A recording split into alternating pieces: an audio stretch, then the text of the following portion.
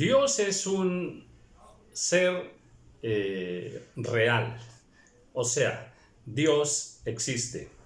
Ese Dios grandioso, maravilloso, perfecto, todopoderoso, santo, santo, santo, justo, ese Dios bueno, de grandes virtudes, las más perfectas, toda sabiduría, toda luz, en fin, ese Dios en toda su plenitud existe, es real. Y Él, creador de todas las cosas, el que te dio la vida, que me dio la vida, Él quiere que lo conozcamos. Él quiere manifestarse a nuestra vida y quiere más cosas. Quiere que nosotros le sirvamos. Se va a manifestar a nosotros de muchísimas maneras. Ya se ha manifestado, ¿verdad? Pero al entrar en una relación con Dios y en una relación con Cristo, su Hijo, y en una relación con el Espíritu Santo, empezamos nosotros a entender a Dios, a conocer a Dios. Para conocer a Dios, bueno, Él nos dejó su palabra. La única manera que nosotros tenemos de conocer a Dios es a través de su palabra. Por eso es muy importante que nosotros conozcamos la Biblia. Y una vez que empezamos a leer la palabra, a memorizarla, a tratar de entenderla, a recibir revelación de Dios, y empezamos a poner la palabra de Dios en nuestra vida, que es luz, lámpara es a mis pies tu palabra, ¿verdad?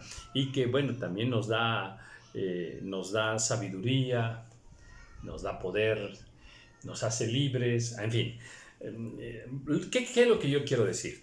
Lo que quiero decir es que en una relación nuestra para con Dios, la palabra es la base principal de nuestra relación con Dios. La iglesia misma existe y tiene sentido por la palabra de Dios, nada más, porque es la palabra de Dios la que da todo el formato, toda la estructura a la vida de nosotros, ¿verdad? A la vida de la iglesia, a la vida de nosotros como hijos de Dios. Entonces, bueno, pues valoremos esto, porque pues es el punto principal de nuestra relación con Dios. Ahora, usted no va a conocer a Dios cantando. O sea, es que yo he preparado muchos cantos y alabo al Señor y eso está muy bien, pero eso no te va a hacer conocer a Dios. Usted no va a conocer a Dios danzando. Dance y brinque todo lo que quiera para el Señor. Glorifique su nombre, ¿verdad? Pero así usted no va a conocer a Dios, no va a conocer la voluntad de Dios. Nosotros no vamos a conocer a Dios yendo a la iglesia. Por el simple hecho de ir a la iglesia no vamos a conocer a Dios. Claro, usted va a la iglesia y entonces oye usted palabra de Dios, bueno, ahí sí va a conocer a Dios, pero no por ir a la iglesia, sino por escuchar palabra de Dios. Aún dentro de una célula, en alguna iglesia, en el hogar, crecemos, conocemos a Dios cuando nos ponemos nosotros a leer su palabra. Entonces es cuando nosotros pues vamos creciendo en gran manera y entonces Dios es revelado a nuestra vida. Usted no va a conocer a Dios porque usted le sirve a Dios. No. Usted puede servir a Dios en el área que sea, con el ministerio que usted quiera, sírvale a Dios, pero en ese servir a Dios, usted no lo conoce a Él. La única manera que nosotros tenemos de conocer al Señor es a través de su palabra. Por eso es que tenemos que dignificar, tenemos que magnificar el conocimiento de la palabra del Señor. Ya sé, y tú lo sabes, ¿verdad? Que el Señor quiere hacedores de la palabra y no solo oidores. Ya lo sé, eso ya lo sé. Pero para poder poner en práctica la palabra, es muy sencillo, la tenemos que conocer. Entonces, primero es conocer la palabra y después la aplicamos a nuestra vida y vamos nosotros obteniendo pues ese fruto que Dios espera de nosotros y que pues hace la diferencia entre ser hijos de Dios y no ser hijos de Dios. Entonces, pues le dejo esta reflexión, ¿eh? Entonces, es bueno todo lo demás que dije: adorar a Dios, danzar al Señor, servir al Señor, ir a la iglesia, incluso orar. Atención, nosotros no vamos a conocer a Dios por las oraciones, porque oramos mucho, no. Porque ayunamos mucho, no. A Dios se le conoce por su palabra, porque aquí Él ha revelado quién es, ha revelado su propósito, su plan perfecto para con nosotros. Entonces, pues bienvenido ese buscar de Dios, ese deseo de crecer en el conocimiento del Señor y conocer así su voluntad perfecta para nuestras vidas. Bueno, estábamos viendo cómo Dios le habló a Jacob y por allá en el versículo 14, será tu descendencia como el polvo de la tierra y te extenderás al occidente, al oriente, y lo está bendiciendo de una manera preciosa. Ya es la tercera generación, primero Abraham, después Isaac y ahora Jacob. Dice, y le dice que en él van a ser benditas todas las naciones y en fin. Dice, y en el versículo 15 le dice: aquí yo estoy contigo y te guardaré por donde quiera que fueres, y volveré a traerte a esta tierra, porque no te dejaré hasta que haya hecho lo que te he dicho. Esa frase de no te dejaré hasta que yo haya hecho lo que te he dicho. Eso es una frase contundente y le está revelando parte de su futuro. Ve allá y luego yo te voy a traer de nuevo a esta tierra. Ahí ya le está dando cierta visión visión profética, ¿verdad? De lo que va a pasar en los años por venir. Y entonces vamos al versículo 16. Estoy en el capítulo 28, libro de Génesis, versículo 16. Y dice así la palabra del Señor. Dice, y despertó Jacob de su sueño y dijo: ciertamente Jehová está en este lugar y yo no lo sabía. Esa es una expresión muy profunda, Jehová está en este lugar y yo no lo sabía. Qué tremendo. Dios puede estar ahí junto a ti o cerca de ti y tú no saberlo. Eso le pasa a muchas personas que ahora no tienen una relación con Dios. Nosotros como hijos de Dios, bueno, pues ya hemos ejercitado esa relación con Dios, el Espíritu Santo nos da testimonio, en fin, tenemos el discernimiento, tenemos la llenura del Espíritu de Dios, en fin, con nosotros pues podemos percibir la presencia del Señor, pero muchas personas a las que Dios les está hablando ahora, Dios está allí con ellos y no lo saben.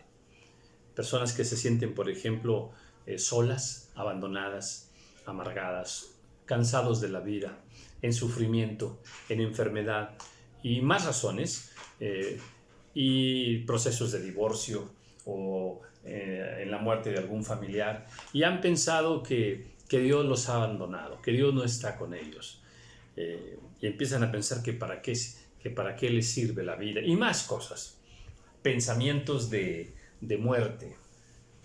Bueno, la verdad es esta. Dice, Jehová está en este lugar. Jehová está en este lugar. Y en el caso de aquí de Jacob dice, yo no lo sabía. Yo no lo sabía. Pero ahora lo sé. Ahora me doy cuenta. Ya percibo la presencia del Señor. Entonces, por eso digo que estas palabras, ojalá las escucharan millones de personas, millones de personas. ¿Cuánto bien les haría a su alma? O aquellas personas que viven sin Dios, al menos ellos viven sin Dios en su fe, en sus corazones. En sus pensamientos no está Dios.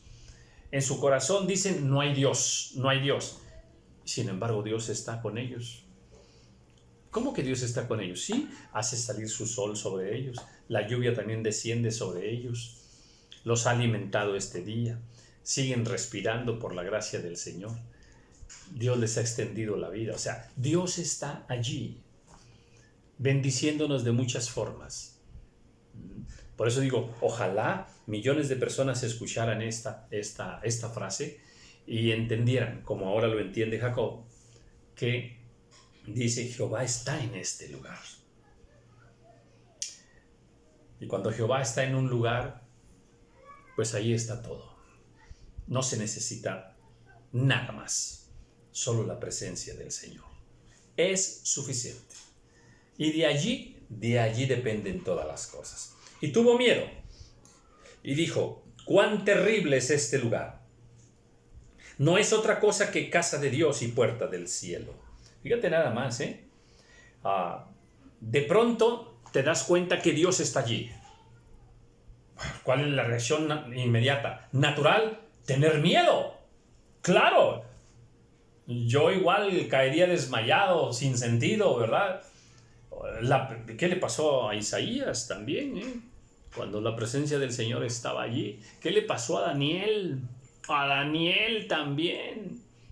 Es tremendo. Es que la presencia de Dios, no estamos preparados para estar en la presencia de Dios. No estamos preparados. Humanamente no estamos preparados. Corremos el riesgo de ser consumidos en la presencia del Señor.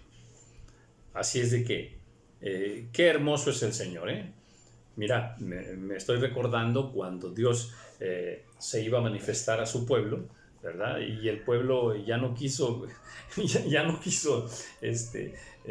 estar ahí en el momento de la presencia del Señor, ¿verdad? Porque los iba a consumir la presencia del Señor. Y pidieron pues que un profeta estuviera intercediendo por ellos, Tal es la presencia del Señor. Uno tiene miedo en la presencia del Señor. ¿Por qué? Por tu propia naturaleza humana, por nuestra condición de pecado, nuestra condición de corrupción, ¿verdad? Él es santo, santo, santo. Oh, gloria, gloria, gloria por siempre. ¿Quién somos nosotros? O sea, ¿qué somos nosotros para que Dios nos conceda en su gracia el poder reconocerlo como Dios? ¿Qué somos nosotros? Dice el Salmo, ¿verdad? Que por su misericordia no hemos sido consumidos. Es que nuestra naturaleza es perversa, nuestra naturaleza humana, ¿verdad? Nuestra condición humana es perversa. Claro que somos transformados en Cristo y somos transformados por el Espíritu Santo. Eso es lo que nos vale. Eso es lo que nos vale. Porque en nuestra naturaleza no podemos estar en la presencia de Dios. Entonces él tiene miedo y dijo, cuán terrible es este lugar. ¡Qué terrible! Fíjate, no dijo, qué hermoso es este lugar, qué maravilloso. No dijo, ¡qué terrible! ¡Qué terrible! ¿En qué estaba lo terrible? En que la presencia santa y todopoderosa del Dios soberano estaba allí. Y al ver tu propia condición, es terrible, definitivamente es terrible. Y dice, no es otra cosa que casa de Dios y puerta del cielo. Ya lo puso en la dimensión correcta, Aquí es casa de Dios. Esta es la puerta del cielo. ¡Wow! Eso ya es, ahora sí, ya lo estás entendiendo, Jacob. Ya lo entendiste. Casa de Dios, puerta del cielo. Alabado el Señor. Y se levantó Jacob de mañana y tomó la piedra que había puesto de cabecera y la alzó por señal y derramó aceite encima de ella. ¿Una piedra? ¿Una piedra? Sí, sí, una piedra. Y la levanta hacia el Señor, ¿verdad? Y dice que derramó aceite encima de ella. Ahora, entendamos, ya sabemos lo que tipifica el aceite, ¿verdad? El Espíritu Santo. Entonces, el Espíritu de Dios. Bueno, pues con mucho entendimiento o sin mucho entendimiento, lo que está haciendo Jacob es correcto, ¿verdad? Una piedra en señal, ¿verdad?, de alabanza, en señal de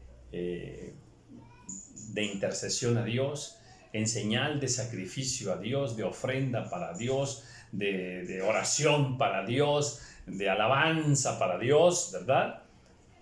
Y derramando aceite encima de ella. Ahora, atención. Quizá Jacob no sabía, ¿verdad? Pero, ¿quién es la roca? ¿Quién representa la roca? Si no es Cristo Jesús. Y ahí tenemos esa representación también en esa piedra, ¿verdad? Alzando a lo que debiera ser proféticamente, ¿verdad? El Cristo bendito, la roca, y bañada pues por el Espíritu Santo, por el aceite. Y llamó el nombre de aquel lugar Betel. ¿Cómo me encanta ese nombre, Betel? Dice, aunque Luz era el nombre de la ciudad primero. Bueno, pues también un nombre glorioso, ¿verdad? Luz y ahora Betel. Y Betel, eso significa casa de Dios. Como él, en la revelación que él acababa de recibir, dice, esto es casa de Dios. Bueno, pues Betel. E hizo Jacob voto, diciendo, si fuere Dios conmigo, y me guardare en este viaje en que voy, y me diere pan para comer, y vestido para vestir, y si volviere en paz a casa de mi padre, Jehová será mi Dios. Y esta piedra que he puesto por señal será casa de Dios, y de todo lo que me dieres, el diezmo apartaré para ti. Hermosas palabras. Qué hermosa confesión de Jacob. Es un voto de consagración. Este es el momento de la entrega de Jacob, entregando su vida plena al Señor, ¿verdad? Dice, si Él va conmigo, si Él prospera mi viaje, si Él me alimentare y me vistiere, si Él me hace regresar a la casa de mi padre, Él será mi Dios. Entonces, hay un pacto allí, hay un voto allí, ¿verdad? Que sale de la boca de de la boca de Jacob, y es confirmado en Dios, ¿verdad? Dice, y esta piedra que he puesto por señal será casa de Dios. Entonces, él ya está hablando temas espirituales totalmente. O sea, él ya está entendiendo a Dios y su relación de él para con Dios en otra dimensión, en la dimensión correcta, ¿verdad? Y de todo lo que me dieres, el diezmo apartaré para ti. Este tema del diezmo es un tema que en el último tiempo lo han hecho como muy controversial, ¿verdad? Que si se debe diezmar, que si sí, que si no, que si en especie o en dinero, en fin, que si el diezmo es para hoy o ya no es para hoy. Es todo un tema. Dios me permita un poco más adelante tomar específicamente el tema del diezmo, ¿verdad? Porque todos los temas que están en la palabra del Señor, nosotros tenemos que conocerlos, escudriñarlos. Bien, capítulo 29. Siguió luego Jacob su camino y fue a la tierra de los orientales. Y miró y vio un pozo en el campo. Recuerden que él iba a ir hacia donde estaba Labán, ¿verdad? Y dice, y miró y vio un pozo en el campo. Y aquí 3 rebaños de ovejas que yacían cerca de él. Pero de aquel pozo abrevaban los ganados. Y había una gran piedra sobre la boca del pozo. Y juntaban allí todos los rebaños. Y revolvían la piedra de la boca del pozo. Y abrevaban las ovejas. Y volvían la piedra sobre la boca del pozo a su lugar. Era un pozo de agua donde se alimentaban allí todos los ganados. A ver, ese lugar, el lugar donde está el agua, en ese tiempo era un lugar relevante, de suma importancia. Bueno, actualmente lo sigue siendo, lo sigue siendo. Los lugares donde hay un manantial, donde hay una fuente. Mira, las ciudades, de hecho, la mayoría de las ciudades, ¿dónde están fundadas? Pues a la orilla de un río, para abastecerse de esa agua. En fin, un lugar de reunión, un lugar importante. Y bueno, pues el criado cuando fue a buscar una mujer para Isaac, precisamente fue al pozo de agua. Recuerdo yo que más adelante también Moisés vive esa misma experiencia, y aquí la está viviendo Jacob. Dice, y juntaban allí todos los rebaños y revolvían. Bueno, ahora sí, versículo 4. Dice, y les dijo Jacob, hermanos míos, ¿de dónde sois? Y ellos respondieron, de Harán somos. Me gusta el saludo de Jacob. Me gusta. Llegó allí, es una especie de forastero. Llega y dice, hermanos míos. Esa frase es una frase de amistad. Es una frase de bondad. Es una frase de honra y de respeto. Hermanos míos.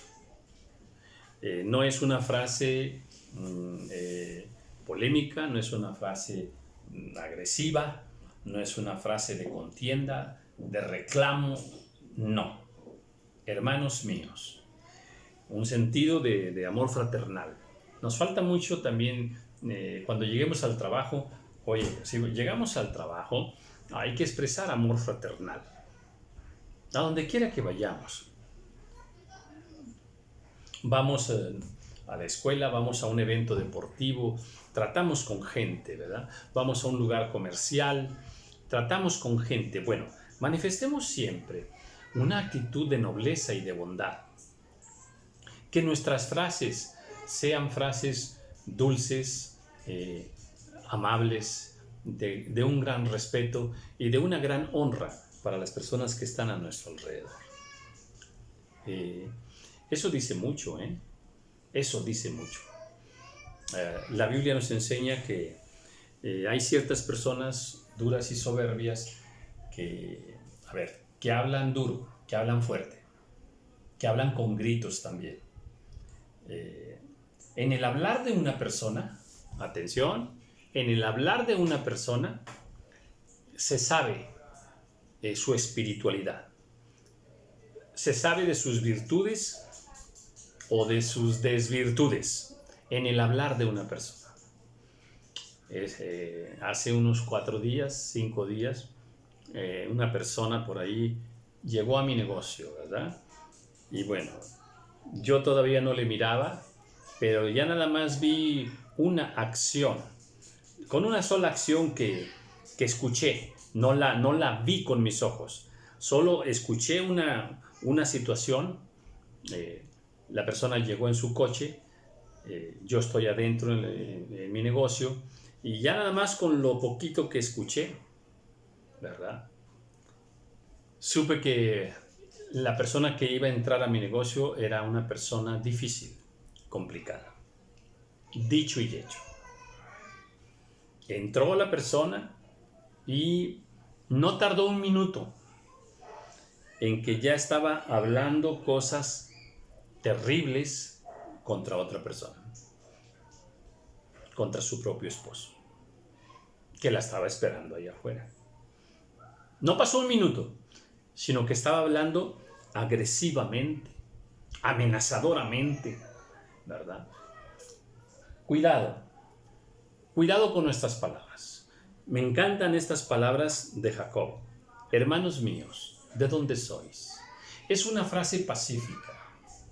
Llevemos paz donde quiera que estemos, ¿eh? Y entonces dice, de Harán somos. Y él les dijo, ¿conocéis a Labán, hijo de Nacor? Y ellos dijeron, sí, le conocemos. Y él les dijo, ¿está bien? Y ellos dijeron, bien. Y he aquí Raquel, su hija. Miren, aquí viene Raquel, su hija, con las ovejas. ¿Qué está haciendo Raquel? Trabajando, trabajando. Una mujer hermosísima, muy trabajadora. Esta preciosa Raquel y como la preciosa Rebeca.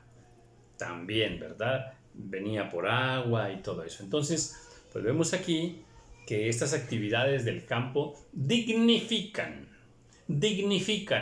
a las personas, ¿eh? Dios nos quiere muy trabajadores. Bien, y dicen, y le dicen, he aquí Raquel, su hija, viene con las ovejas. Y él dijo, he aquí, es aún muy de día, no es tiempo todavía de recoger el ganado. Abrevad las ovejas e id a apacentarlas. Y ellos respondieron, no podemos hasta que se junten todos los rebaños y remuevan la piedra de la boca del pozo para que abrevemos las ovejas. También dice, mientras él aún hablaba con ellos, Raquel vino con el rebaño de su padre porque ella era la pastora. Bien, vamos ahí a la parte anterior. Había cierta forma de manejar el agua, de manejar los rebaños, de manejar la piedra del pozo, en fin, había ciertos ordenamientos que había que respetar, ¿verdad? ¿Qué ganados primero? Si unos primero, otros después, o si todos juntos, o a qué hora, en fin, en fin. Y ellos respetaban esos ordenamientos. O sea, estoy hablando de la ciencia de cómo se manejaba esa situación del agua. Cómo tenían que manejarse los ganados, ¿verdad? Y la administración del agua, del pozo. Había cierta ciencia que ellos conocían y se la hacen saber aquí a Jacob. Entonces dice que mientras él aún hablaba, llegó Raquel. Dice, con el rebaño de su padre, porque ella era la pastora. A ver aquí, esta situación. Una mujer sujeta a su padre, obediente a su padre, que trabaja para su padre. Eso dice mucho de Raquel, ¿eh? Dice mucho. Y dice, luego se agrega, porque ella era la pastora. A ver, este es un versículo controversial, esta frase, que se ha acomodado indebidamente. Se ha acomodado indebidamente a una justificación del ministerio de pastoras. O sea, hay quienes justifican que puede haber pastoras en el ministerio pastoral, ¿verdad? Y un argumento que se da es este, que Raquel era la pastora. Entonces, que ella podía ser, como ella era la pastora, pues puede haber pastoras. Creo que está muy forzado este versículo. No, difícilmente aplica, ¿verdad? Y no es una justificante bíblica, no es un argumento bíblico para sustentar un ministerio de la mujer como pastora, ¿eh? Entonces, habría que tener muchos otros argumentos bíblicos y explicar todos aquellos versículos que son contrarios al ministerio pastoral femenino, ¿eh? Bien, y sucedió que cuando Jacob vio a Raquel, hija de Labán, hermano de su madre, y las ovejas de Labán, el hermano de su madre, se acercó Jacob y removió la piedra de la boca del pozo y abrevó el rebaño de Labán, hermano de su madre. Fíjense nada más. En el momento en que viene Raquel con el rebaño, ¿quién se dispuso a quitar la piedra para que las ovejas que traía Raquel abrevaran, ¿verdad? Pues lo hizo Jacob. Y luego dice acá, y Jacob besó a Raquel y alzó su voz y lloró. Qué momento, ¿eh? Qué momento. No nos explica cómo fue el saludo, no nos explica si, a ver, si hubo una presentación previa, ¿verdad? ¿Eran familiares? Sí eran familiares. Eran familiares, ¿verdad? Y dice aquí, Jacob besó a Raquel y alzó su voz y lloró. Aquí hay muchas preguntas, ¿verdad? ¿Por qué la besó? ¿Por qué la besó? ¿Le pidió permiso o le robó el beso? ¿Dónde la besó? ¿En la frente? ¿En la mano? ¿En la boca? ¿Qué tipo de beso? ¿Verdad? Ahora, entendamos una cosa. Ellos no están solos. Hay más personas allí. ¿Ok? Yo creo que fue un beso reverente, respetuoso, un beso honroso, no un beso como los que se clasifican ahora. No hablo de eso.